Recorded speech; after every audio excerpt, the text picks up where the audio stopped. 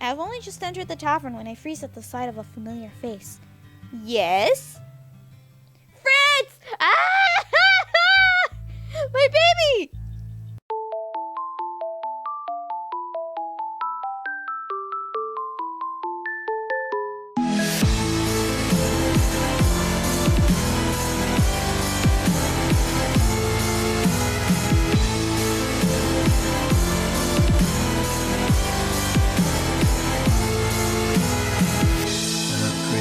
Lives in a monochrome world, broken from the sight through her lonely eyes. It reflects the ocean and stars, but her cry echoes around the simple loss of love in her heart, making this whole fairy tale alive. Within sorrow's tender embrace, this was never meant to happen. The day, the only reason you have to stay.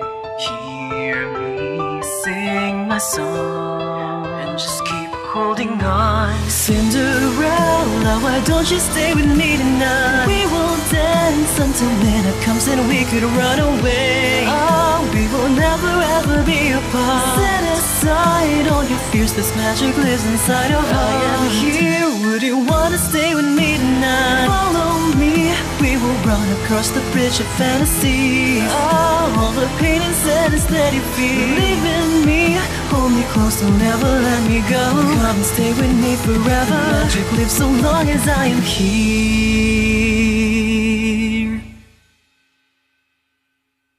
What's up guys, the name's Dragneel and welcome back to Cinderella Phenomenon. So last where we left off, we found out that Waltz and Lucette or Rena were friends when they were children, but Lucette or Rena can't remember that they were children. So she's like, I can't believe this, okay? I can't. But she was actually jealous because her father never really, liked her in that sense. But, who can blame him? He was kind of forced to be with her mother, so. Anyway, let us continue more. 3 weeks have passed since my encounter with the king. I am once again in town with Waltz as he prepares for one of his shows. I have already lost count of how many of his shows I have watched at this point. The exertions have become part of my daily routine. Waltz has been insistent on training me as his assistant, so I've decided to play along. Even now, I am helping him construct his booth, though he refuses to let me carry anything too heavy. I've experienced so many new things these past few months, things I've always wanted to experience, but had never told anyone about. Somehow, Waltz knew about all of them. Even when he told me that we were childhood friends and insisted that my memories of him had been erased, I hadn't believed him. But now, I'm beginning to believe that he is telling the truth about this forgotten friendship. 'Cause he is!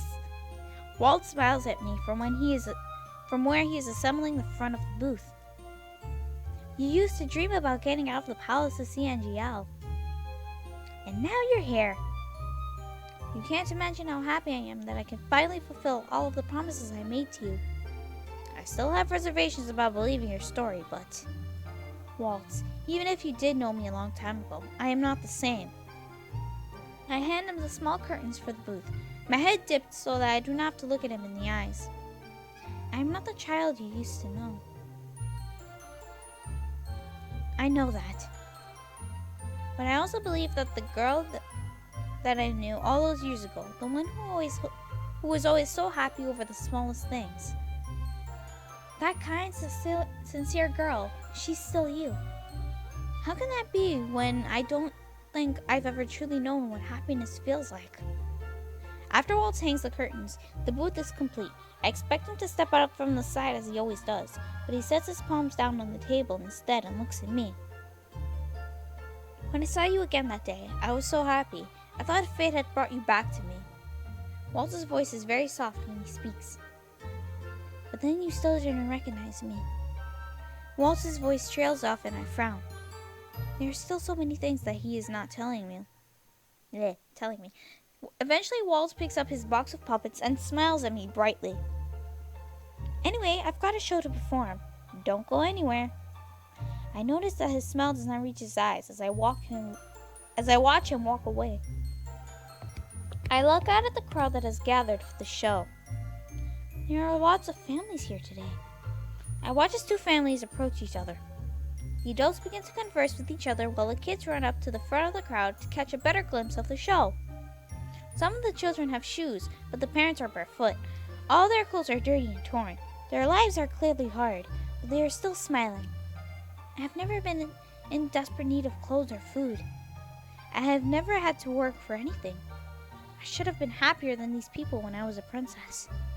And now, I'm beginning to see that the material things that I had were never enough to buy me true happiness. Hello, everyone! I take a step off to the side as Waltz begins his show. Waltz weaves his stories as seamlessly as he always does, captivating his audience with every word, but I am not paying attention. My focus is locked on the two families standing near me. When I see these people, I cannot help but wonder, what kind of life have I been leading? Waltz's show was a success yet again. He's smiling from ear to ear as he counts the coins he has earned as a reward for his good performance. Excuse me. You look happier than usual. I am.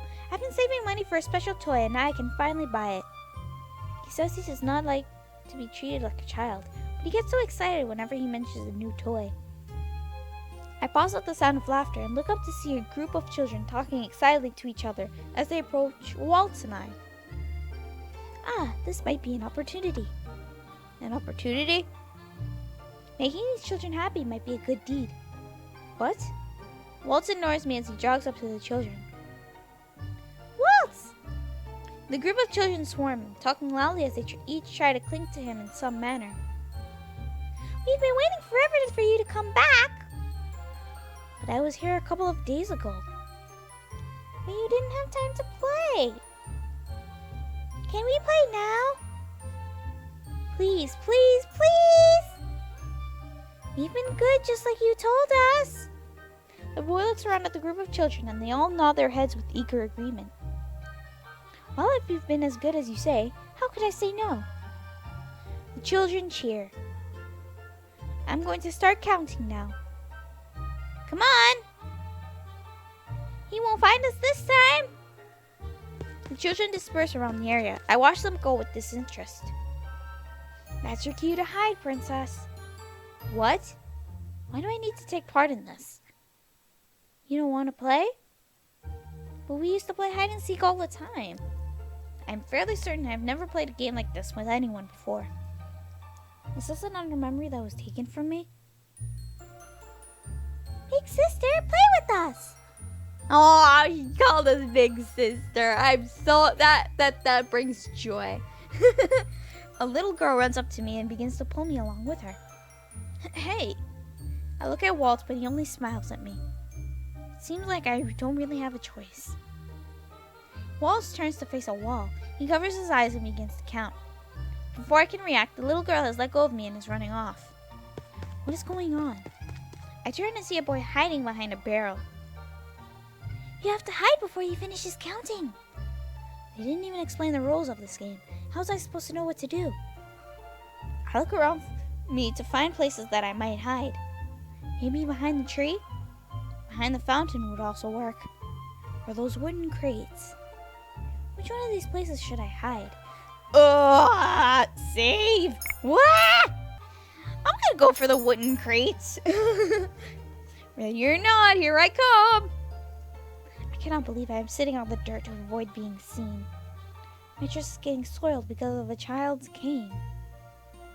Found you! Crap. That wasn't a good hiding spot. My heart begins to race as I turn to look at him, but I realize that Waltz has found one of the children. Oh, okay. Thank God. Oh, it wasn't me.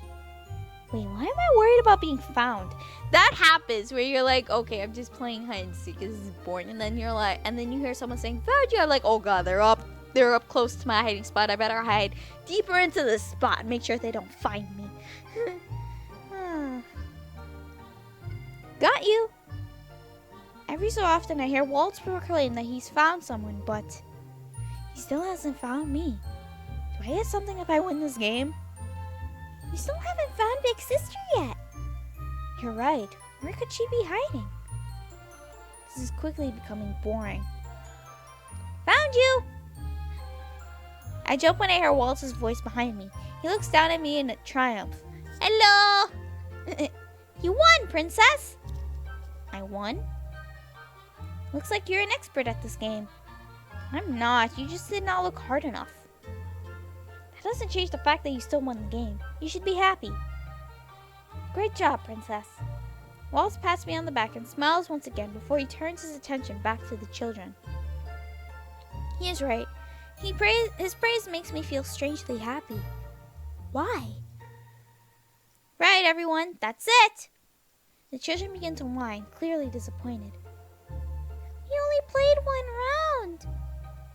Now, don't be like that. I promise to play another game with everyone soon. Now run along. I'm sure your parents are looking for all of you.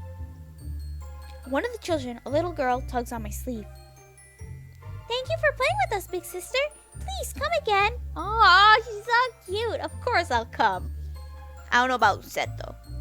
He smiles up at me before skipping away to join the rest of the children. All the children head off together back toward the residential area of the town. They like you. How do you know that?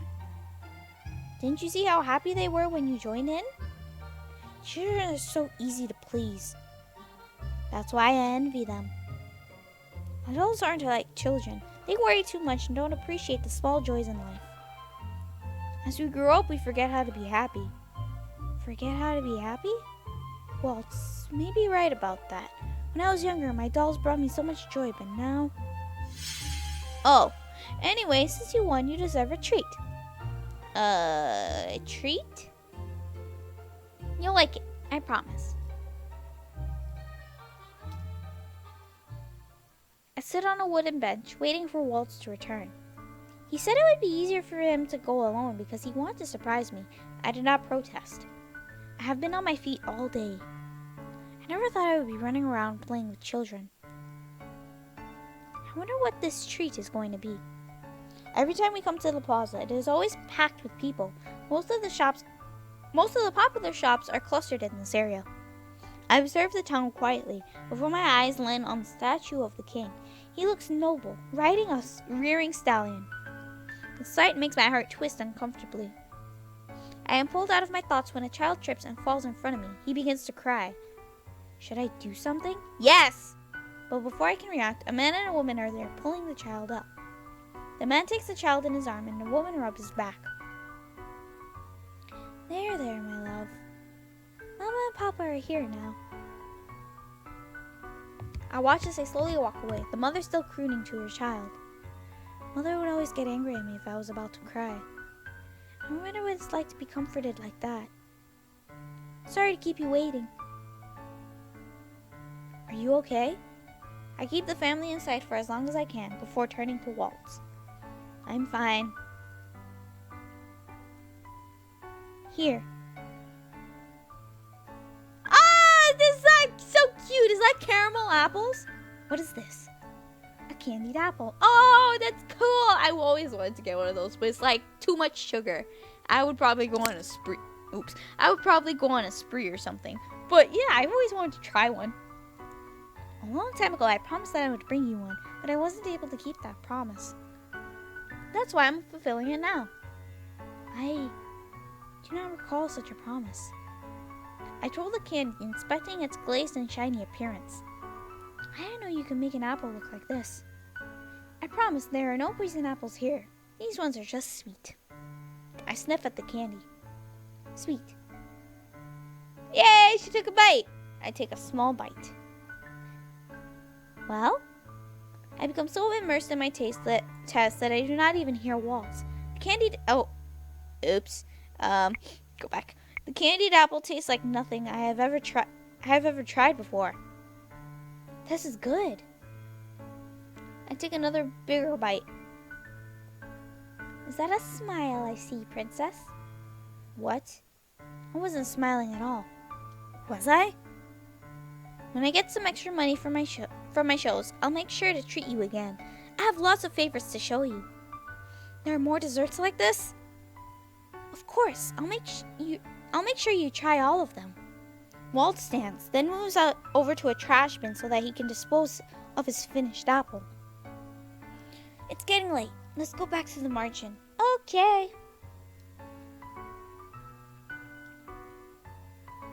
Wow, he's so cute, I swear.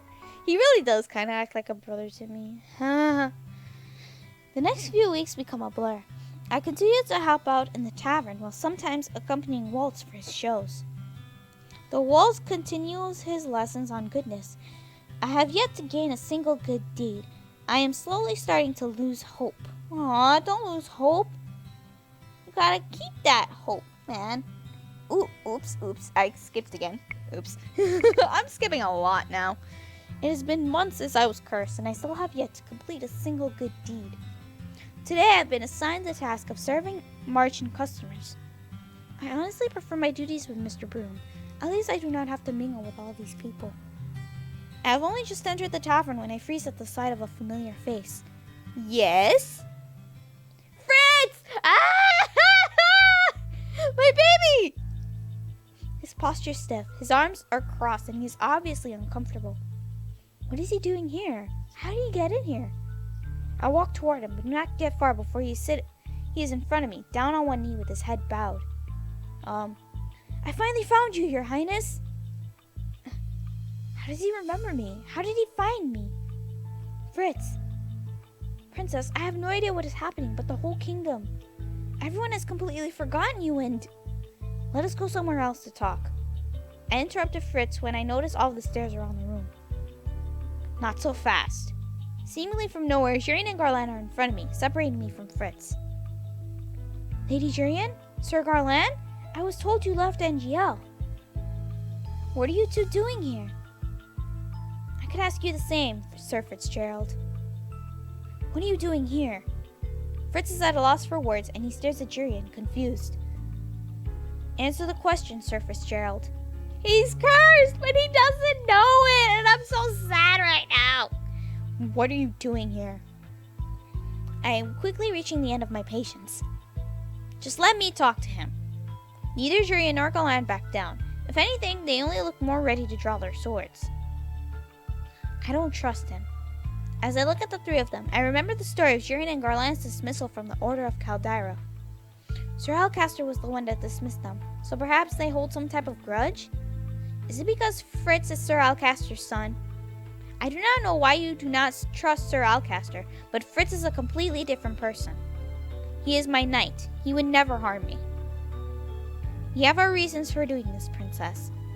I sigh, rubbing at my forehead with my hand to try and dispel an impending headache. I swear, you lot are like a bed of snakes. Stop hissing at each other. Delora walks in from behind me, swatting at Jurian and Garland to move them. She smiles at Fritz before turning to beam that same smile at Jurian and Garland. If you are so concerned, then feel free to chaperone the princess with her knight.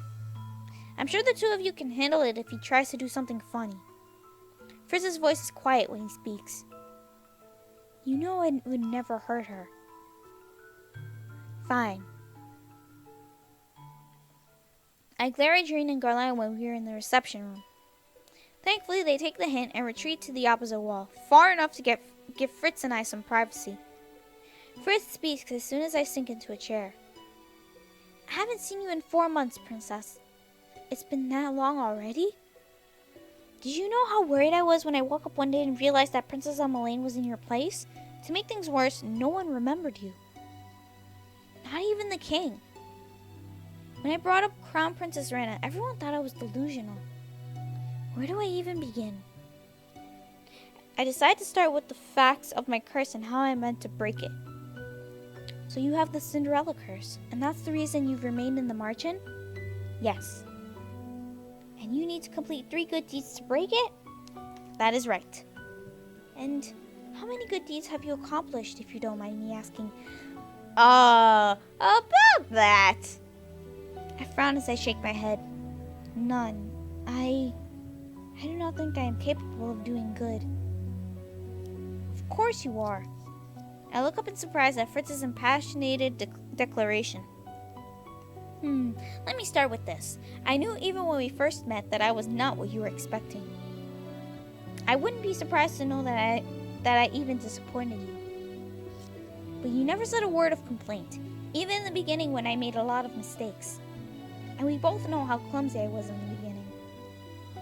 There's kindness in you, Princess. I know this for a fact. Even when I look away, I can still feel Fritz's eyes and smile directed at me. Anyway, so if everyone has forgotten who you are, how is it that I can still remember you? There's only one reason that makes sense, though it brings up more questions than answers. Those who have the Fairytale Curse are not affected by the conditions of another person's curse. Wait, are you saying that I am cursed? Unless you are secretly a witch or a fairy. No, I'm definitely human. I can assure you of that. What about Lady Jurian and Sir Garland? Jurian speaks up from her corner of the room. Though the knights have been feigning disinterest, there is no doubt they are listening in on our conversation. We aren't cursed, so unfortunately we don't remember Princess Reina being, well, crowned princess. We only found out when she came here. I see. Fritz's distress is apparent as he looks grimly down at the floor. He hasn't admitted to having the curse, which means that he either does not know he has it or refuses to tell me. He doesn't know he has it, and I'm so sad. I want to hug him. I can't believe this. How could I have the Fairytale Curse and not know about it? Because Mythos is a bitch-faced piggy. That's why. Have there been no differences in your life lately? I suppose I've been more forgetful lately. Does that count? You've always been forgetful. I know. Fritz's posture stiffens as Jurian walks toward us from the other end of the room. Her arms are crossed and her gaze, directed at Fritz, is filled with suspicion. How are you able to find this place? Fritz looks back at me, as if asking permission, and I nod. I've been dispatching scouts throughout Angielle to look for the princess ever since she disappeared. A girl matching her description was seen in this area, entering this house. When my scouts entered this place, they found it empty and abandoned. I figured that this was as good a place as any to start looking for traces of her. Though I was expecting an empty house, not a tavern full of people. Only those with the curse or certain permitted people such as Jurian and myself can enter this place and see it for what it is. So I really am cursed then? Fritz is silent for a few moments as he considers what he just said to him. What was just said to him. That does explain things, though not as much as I'd like. Fritz stands. I still have many questions to ask, but I am expected back at the palace. Fritz turns to look at Jurian and Garland. I don't know why the two of you are here, but I am glad that you are. I know I can trust you to keep the princess safe. Please take care of her. You don't have to tell us twice. Fritz smiles in reply before turning once more to bow at me. Until we see each other again, princess. Bye, Fritz! Ah! A week goes by after Fritz leaves the tavern, and my luck does not change. I am still unable to complete a single good deed. I want to ask Parfait if she knows anything about Fritz and his curse, but she has been absent from the tavern for more than a week. When I asked Delora why Parfait was missing, all the witch said was that Parfait was busy dealing with the rapid spread of the Fairytale Curse. Today I am accompanying Waltz to the toy shop to buy materials for his upcoming show. But now I cannot find him. Okay, well, that's a bad idea. That's a bad thing. He was by these shelves earlier. Where has he gone? I turn a corner and my gaze is caught once more by the dolls on display. Oh, God. Excuse me, guys. One particular doll catches my eye and I cannot help but marvel at its beauty. That's so cute! I like it. If only I had enough money to buy you. I notice a man standing just to the right, in front of the teddy bear display shelf. Isn't that the father I saw with his daughter a few weeks ago? He's looking at the teddy bear that his daughter wanted, the one he did not have enough money to buy. I watch as he opens one of his clenched hands. There are some gold coins on his palm. I glimpsed the price tags of the teddy bears earlier, and I am certain that the man does not have enough money to afford the one he is eyeing. I thought I'd have saved enough by now. Now what do I get her for her birthday? The man heads for the next shelf over. He raises a hand to rub at the back of his neck. I walk over and pick up the bear the man was just looking at. It is very soft and somehow comforting to hold. I can see why the girl liked this one. I begin to move toward the counter without realizing. I hold the teddy bear to me with one hand and reach for the bag of coins with my other. The king gave me this money all those months ago, but I never used it. If I buy this bear, I will be completely broke. Miss? Could you wrap this for me? Of course. After she has finished wrapping the bear, I turn to search for the father. It seems he is no longer in the shop. Has he left? Wow, that's a big toy you got there. Waltz appears with a bright smile on his face. He leans forward to inspect the package I am holding. I need to find him. Who? I'm sure he hasn't gone too far yet. Hey, wait! Bye, I'm gone. Where is he? Princess, where are you going? Save! I think it's a good idea to explain what's going on. There's someone I need to find. Did you happen to see the man eyeing the large teddy bear earlier? I think I caught a glimpse of him. Why? We need to find that man. I must give this to him. I am about to run off into the crowd when I feel Waltz's hand on my sleeve. I turn to snap impatiently at him, but find my annoyance dying at the expression on his face. Look, I'm not entirely sure of what is happening, but I'll help you. But you have to stay with me. We shouldn't be separated in this crowd. Fine. Waltz keeps his pace with me as I almost break into a run. Okay, it will be difficult to find that man with all these people around. We should at least try. Waltz and I search for hours, but we never find him. Oh, that sucks. I do not even know his name. We can try again tomorrow. It's going to be dark soon. But it's her birthday. Who? I ignore Waltz. In the brief second that I close my eyes, I can see the man's pained expression in my mind. I sit down on a bench and clutch the wrapped bear to my chest. He wanted to buy this bear for his daughter's birthday. Because he loves her. A familiar ache flares up in my chest. I've spent my whole life wanting the king to treat me the same way that man treats his daughter. Rena, I promise you we'll look again first thing in the morning. Okay. Waltz and I head back to the mansion, but the weight in my chest slows me down. It's not like you to be this sad for a stranger. You've changed. Have I? Welcome home, Papa! The girl's voice is familiar. I whirl on my heels and stare at the little girl in the doorway of one of the homes. I thought we were too late, but we found them! The little girl runs from her home to wrap her arms around her father, who picks her up and pulls her into a tight hug. I'm sorry I'm late, sweetheart. But you're here now! Mama, Papa's here! We can start my birthday party now! The girl wiggles out of her father's embrace and runs back into the house excitedly. The man is carrying a small box in his hand, wrapped neatly with a ribbon. He looks down at his gift and sighs. Before he can go inside the home, I walk toward him and tap him on the shoulder. Excuse me. You were in the toy shop earlier. I was. We have been looking everywhere for you. For me? He looks first at me, then at the package I carry in my arms. Can I help you with something, miss? I heard that it was your daughter's birthday today. She's turning 7 today. But why? Here.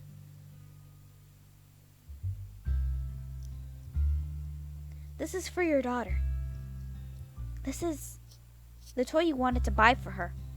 Take it. No, I can't possibly. Just take it.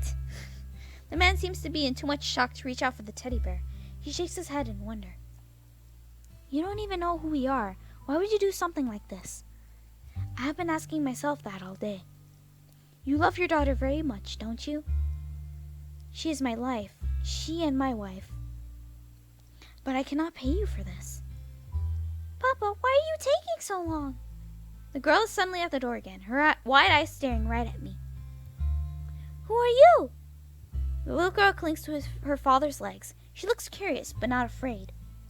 I do not know what to say. This pretty lady here is your fairy godmother, little one. Oh, God, Waltz, stop it. I turn to glare at Waltz. What is he playing at? Fairy godmother? Like the one in Cinderella? Yes. I shoot Waltz another warning look, but he only grins at me. She comes to fulfill your birthday wish. Isn't that right, my lady? Okay, save. Alright, we'll just play along. I think that's the best solution. It is her birthday. I might as well play along. Yes, I am. Really? Waltz nudges me toward the little girl. I glare at him before I kneel down and hold the wrapped teddy bear out to her. What does Waltz usually say to children when he gives them gifts? Oh, you have been a very good girl. This is for you. The girl reaches out and takes the bear. Her eyes light up as she stares at it. Is this the teddy bear? I nod and the little girl squeals, twirling around with the wrapped teddy bear tight in her arms. Then suddenly she puts the bear down and throws her arms around my neck. Thank you! Thank you for granting my wish, Miss Fairy Godmother. I am too shocked to react. Mama! Look what my fairy godmother brought me! I can only stare as the little girl runs back into her house with the gift. Thank you. I glance at the man, who, much to my surprise, has tears running down his cheeks. He is still somehow smiling through them. I will never forget your kindness. He dips into a sharp bow, then disappears into his home. Glad I was happy to help. Yay, we got a piece! We did a good deed. I feared she was going to get a piece because that really seemed like a good deed she would do. This is a piece of the glass slipper. Your first good deed. I stare in disbelief at the hovering piece in my hand. One moment it is there, the next it has been swallowed by a bright light and is joined with my pendant. I cannot believe it. She's smiling! Yay! Waltz, look! But Waltz is not looking at my new pendant. He is looking at my face, his gaze enraptured. What are you looking at? You just smiled. I did? It's as beautiful as I remember. I feel slightly embarrassed and have no words as I quickly turn my head away. I'm glad that you decided to play along with my story. That's cute. You made her birthday extra special by making her believe that you were her own fairy godmother. That no matter how tough things are, every child has someone watching over them so long as they're good. My eyes are still on the slipper when I hear an unfamiliar voice behind us. Cinderella's glass slipper, huh? Who dat? We both turn around to stare at a man standing a few feet from us. He's cloaked in darkness, but I can still make out his grin. Oh no. Oh no! Please, God, no! I don't want it right now! Hello, princess. Oh God. Oh. Chapter 5, to protect. Wow, you're gonna leave me off like that? Okay, I see how it is. Okay, well, unfortunately, I have to stop here for today. We will continue more of Cinderella Phenomenon in the next video. I can't wait. We got our first good deed, and we smiled, and Waltz looked so happy, and oh God, I don't know. I think Waltz is growing on to me, but he did seem like a little brother to all those children. Not to me, though. But he's growing on to me slowly. Alright, so with that being said, thank you guys so much for watching. If you guys like this video, give it a thumbs up. If you guys would like to see more of my videos, then click subscribe. Anyways, I'll see you guys in the next video. Bye!